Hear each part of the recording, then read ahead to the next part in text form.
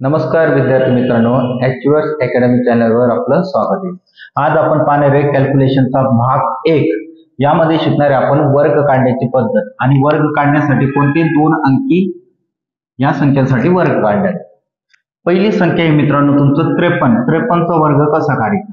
तर पहिली गोष्ट मित्रांनो, दोन अंकी संख्यामध्ये एकक स्थानी अंक 53 मध्ये काय आहे 3, तर एकक स्थानी अंकाचा वर्ग होईल। 3 चा वर्ग 9, 3 चा वर्ग 9। पहिली स्टेप एकक स्थानी अंकाचा वर्ग।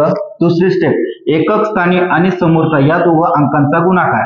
3 5 15 आणि त्या गुणाकारचा डबल 15 2 30। 30 मध्ये एकक स्थानी 0, 3 कॅरवन ठेवला मित्रांनो। परत समोरचा तो अंक असेल त्याचा वर्ग, 5 चा वर्ग 25, 25 अधिक 3 किती आला मित्रांनो 28। तर 53 चा वर्ग आला मित्रांनो 2809। चेक करू शकता। तसंच पुढचा क्वेश्चन घेऊ आपण 62। 62 मध्ये एकक स्थानी अंक आहे मित्रांनो 2, 2 चा वर्ग 4। परत एकक स्थानी अंक आणि समोरचा अंकांचा गुणाकार 6 2 12, 12 चे डबल 24। परत 2 मित्रांनो 6 चा वर्ग 36, 36 अधिक 2 38।